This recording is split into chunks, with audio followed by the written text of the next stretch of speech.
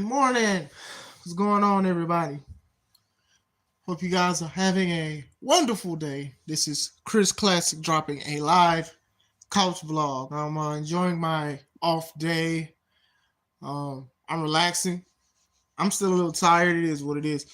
Yesterday, I went to Berwyn Eagles Club and I did practice. It was very good. It was very great. I'm trying to get more into practice and stuff like that while I'm dealing with trying to get things together for C3 and also what I want to do as a wrestler. So shout out to Chris Logan, Mike Strong, Miles Mercer for helping out with certain things that I wanted to do as far as the practice and stuff like that. So still, what's going on? It's Chris Classic. I hope you guys are having a wonderful day. Nobody tells you today. Remember that God loves you, Christ loves you, and I love you as well. I'm going to lay on my couch because I don't want that glare from the door to be a distraction for you guys. I hope you guys are having a wonderful day. Um, like I said, I'm only doing this because I'm trying to avoid the glare and I don't feel like moving right now. So please excuse the etiquette of laying down. Um, Make sure you also subscribe to this channel, the Taking On Podcast, where I talk about professional wrestling topics. And I'm putting my matches as Classic Alpha, professional wrestler of 13 years. Look at some of my old matches, current matches, and stuff like that. I'm thinking about making a different playlist of my Chris Classic matches because Chris Classic was my first wrestling name, and I used to go by that, and I had more of an old school look. I have a lot of the matches. I have not uploaded them yet, or they're on my other channel. So I'm thinking about uploading those and putting them in a different channel because I go as Classic Alpha now because I'm here to say professional wrestling. Make sure you also subscribe to C3 Ultimate Wrestling. That is me and my wife's professional wrestling company. We are still slowly but surely uploading matches from the 11th hour, our last show that we had in August 30th. There's something else that's coming up, that's brewing up, which I'm happy for. When more details come out for that, we will let you guys know. But make sure you subscribe to both. Now, a few months ago, I made a video and I was talking about the pros of being an independent wrestler. It was like part of a video. It wasn't the whole thing. And I said that I am happy that I'm an independent wrestler. Let it be known now and going on continue with this video. I'm still happy. I don't mind. I love doing what I do. But there are some cons that come with it. Now, when I say these cons, I'm not saying these in the fact that I need help, or I want people to send me money, or I need to go fund me. And I'm not making fun of nobody doing that. But there are cons. But first and foremost, I chose to do this. I chose to do this with my body. I chose to do this with my life. I have a family. I choose to do these kind of things. So I'm going to say that this isn't for sympathy. This is more for transparency, right? What's going on, Debbie Smith? Shout out to you. This is only for transparency. This is not for charity. That's a bar. Okay, so independent wrestling, most likely, if you guys know or don't know, basically it's anything that's basically not on TV. It's at a lower, more local level. It's not worldwide. It's not really mainstream and stuff like that. So C3 Ultimate Wrestling is one of the, if not the best independent wrestling company that you guys could look at and watch on YouTube or attend in usually the Indiana area. But definitely trying to hit up Illinois. Hint, hint. But at the same time, that is the thing right there is it's just local. Now, I like it being local. I don't mind being local and stuff like that. But sometimes people may or may not know what you are. So you have to do a grind. Not complaining about the grind, but the grind can be hard. Harder than Folgers in the morning. For sure. What's up, Goku? Ultra Instinct. Um, that's one of them. Another one, as an independent wrestler,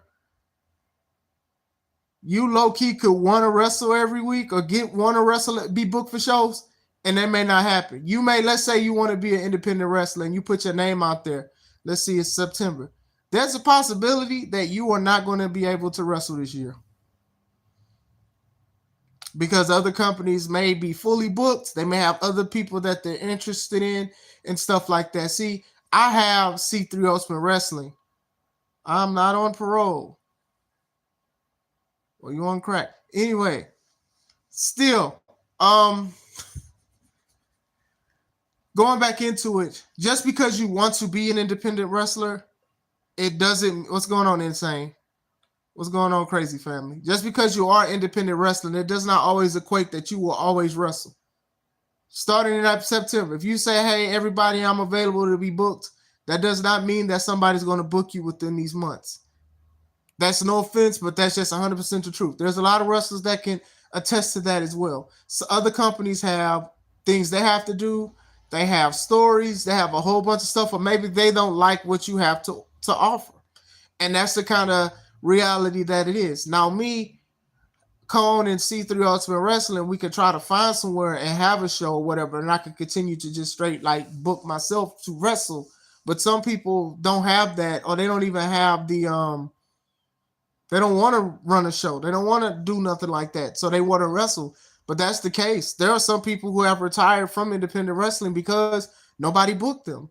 That's a harsh reality. It'd be like, hey, I worked out, I ate good, I was very professional, I was very nice, but for some reason, nobody's booking me.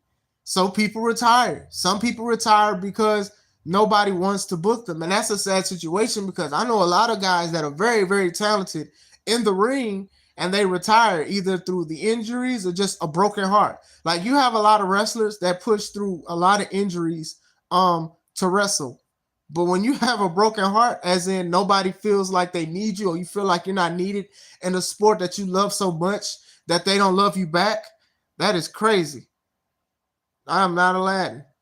I am amazing. But still, that is a big thing. I think that's one of the biggest takeaways from it. It's just like, a lot of people is like, okay, well, I want to wrestle, and I grew up wrestling and stuff like that. And everybody has their own drive and passion that they want to do. But it's a possibility that some people may not have room for you. I'm saying this is somebody who's been doing this for 13 years. I'm not This is the year I have wrestled the least, honestly. And I'm okay with it. But at the same time, there are some people who have wrestled way less than me, and they've been out more available. So those are the kind of things that you have to think about as an independent wrestler. That you could be one of the best, and they may not have room for you still. You have to endure that. You have to think about that. Sometimes you have to get into your mind and think about, what can I do? Do I need to change my character? Do I need to cut a promo? Excuse me. What's up, Jalen? Do I need to do anything else? These are the things that are very, very important when it comes to be an independent wrestler. Excuse me, I have my water with me. Another. If you have a job and you're trying to be an independent wrestler, you're going to be having some battles that you have to face. You're going to have to make some big decisions when it comes to certain things. Most wrestling shows happen on the weekend. So if you have a job that makes you work on the weekend or rotating, or you're working this and that, you're going to have to figure out what you want to do. Some jobs, most jobs give vacation days, and sometimes you can call off and stuff like that. But at the same time, you want to use your vacations for vacations. So that's very important as well. Sometimes you're just going to have to take the L and be like, hey, you know what? I cannot make this show because I have to go to work. I have to provide. I have to do this. I have to do that. I want to save my vacation days for vacation days. These are things that are very tough to deal with. Like when a wrestler finds a job where the weekends is off, it's like one of the biggest blessings. I've never had a job where I've always had weekends off. So even then, sometimes you can go to the show after work, or you can go to work after the show.